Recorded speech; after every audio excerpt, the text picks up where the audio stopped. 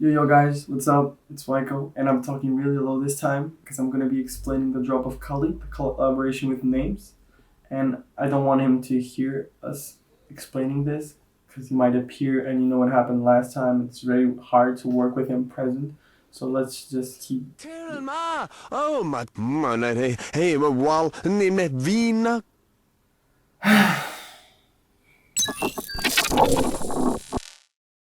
Yo, what's up, everybody? So today we're gonna be going over Kali, the drop and the build-up mainly, cause the breaks or names is part. So we won't be going over that. And yeah, now I have a more decent pair of headphones to be working with. So yeah, let's get to it. So firstly, I'm going to talk about the kick and a cool strategy that I did use here, which is to have a top kick in an adequate key.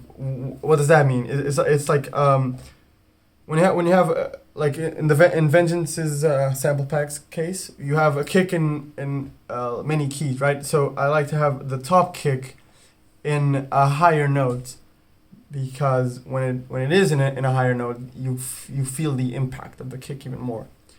And then the correct key over here, which is D. So the tail of the kick, which is what matters for the key of the kick, is going to be, it has to be in the correct key. The top kick, the top part, the first segments of the kick can be in a different key. And that's how what I did here. It's the same kick with with different keys right here to have more impact. We're going to listen to the kick.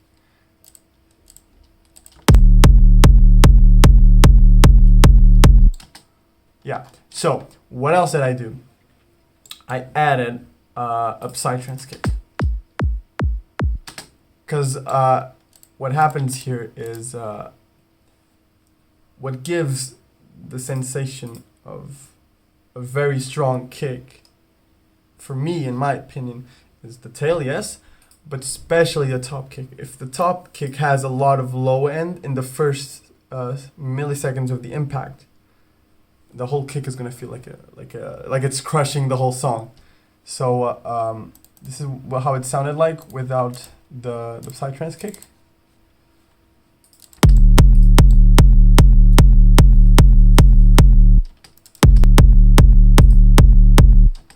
And with I don't know if you can tell the difference, but in the speakers I can hear a lot of difference, and it did change a lot. Now for the one shots. We're gonna listen to them first, and not the percussion. There we go. All right, the one shots are mainly hardstyle kicks that were sidechained and EQ'd to delete the low end, like I'm going to show here, and some frequencies were boosted. Same goes. So for this one, right here. Frequencies deleted, lows cut. Wait, okay, lows cut, and lows cut. There we go. And then the brass effect. There we go. And here I like to do a little reverse and pitch it up a little, one semitone to have this effect. And that's it for the kick and for the one shot. Now a part that I really like. We have the crashes, but mainly the percussions. A part that I really like. It gives so much movement to the song.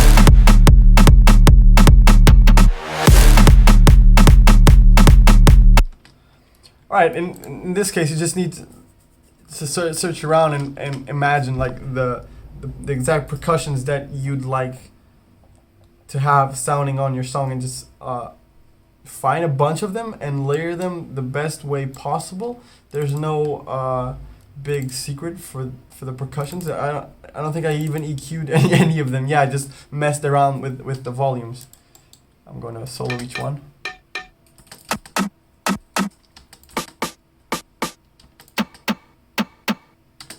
And there we go. All right, now we're gonna go over the leads, which is what you guys are probably wondering the most. All right, so for the first lead, we have an elephant and a hardstyle synth. First, we're gonna go over the elephant. There you go.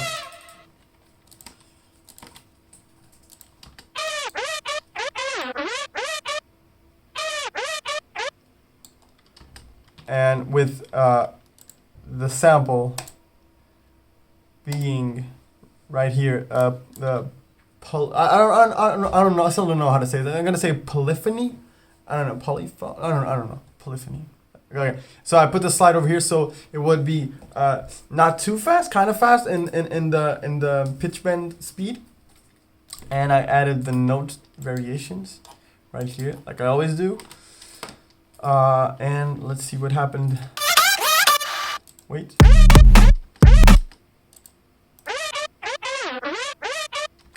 Didn't happen much with the processing. And I did not remember this part. I didn't remember that I did not process the lead. Whoa, that's weird.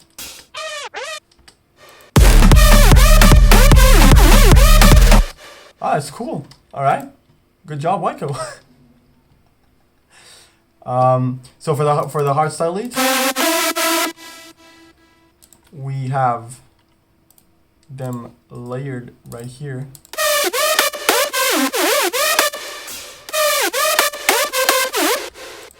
So for the first part for the first layer, we have these leads.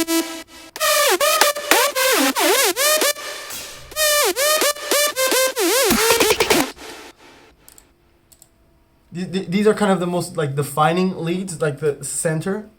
In my head, that's how I imagine it. And then we go to the other leads, which are more detuned and wider. Like without the previous ones, these would be kind of too messy. So it's good to have like sine-ish wave tables, wave leads. So they are centered. So when you layer everything makes sense. Not too wide, not too centered. Yeah, right point. So for the messy leads, I use a lot of hardstyle. And this one.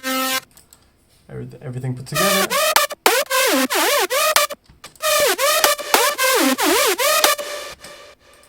And with the elephant.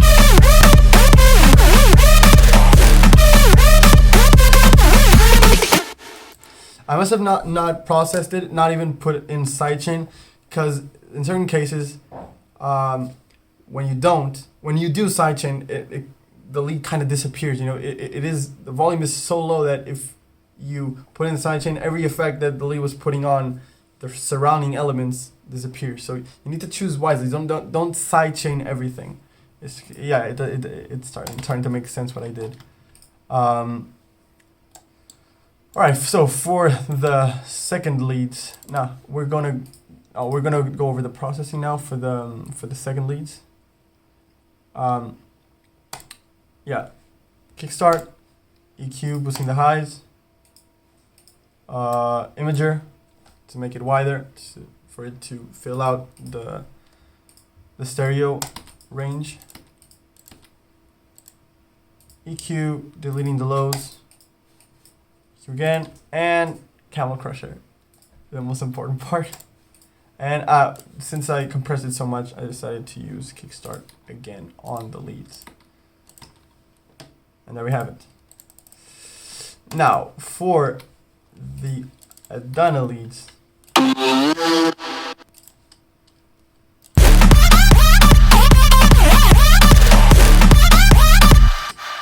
this time I decided to do things very similar to Adana, but I did add on top more vocal chop samples, because the lead without them were sounding too weak. it had everything, but if you listen to it without the vocal chop samples, and now without and now with,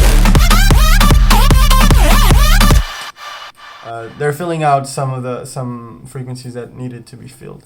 So the melody is super similar to the original, to the first part of the melody.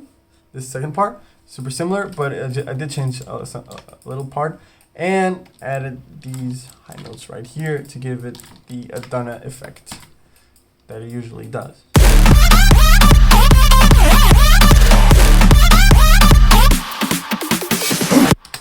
And now for the trap part. Super simple. I changed the sub to a cymatics sub, so because it's way bigger, so that's how it works for trap. You need to have like a bigger sub, and the top kick remained the same with the Psy-Trance kick here kicking. Then I used this sample. Yeah, I liked the effect that it gave. Added the snare. Nothing much changed. The leads kept. I kept the side chain, the normal side chain that was happening previously on the leads.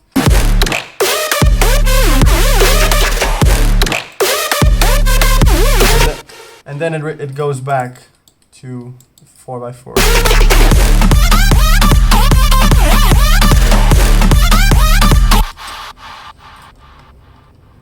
Right. So here. What I did mainly was to find the correct sounds, give them as much power as possible, because there are not a lot of elements in the song. The leads had to be crushing, the kick had to be crushing, and the percussions and the one shot had to be really, really good. So sometimes when you have a job with not many elements, you just need to give them a lot of power. And now finally, for the master, it's mainly Maximus. That's how I master my songs most of the time. Not always, but most of the time. So I'm gonna show you without the master how it sounds. Let's go. Now with. Let's go.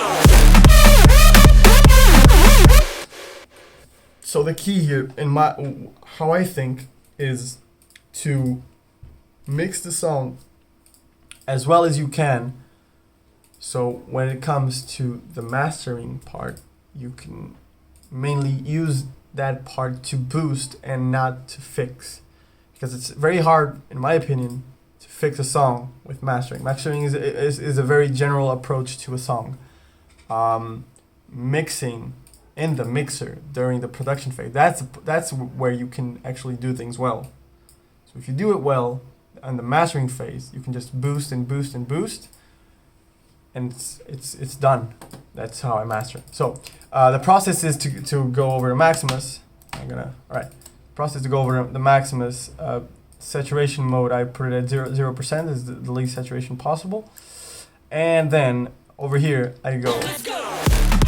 I boost the volume until it starts distorting, and then I push it a little bit back. Let's go.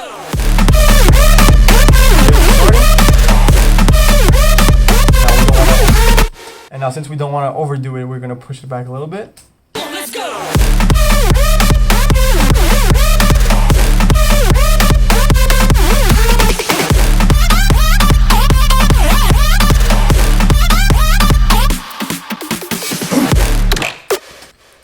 I hope with the headphones I still hear the same as with the speakers, but I don't think it's distorting now. I think it's on point, and that's how I master as well.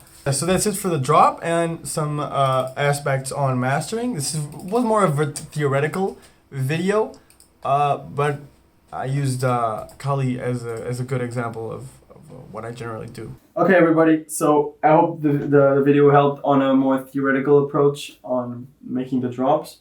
And since NAEMS is already here, I'm going to let him talk to you guys a little bit. Do you want to say something to the audience? Hey, but That's my boy. So yeah, guys, WYKO on, WYKO off.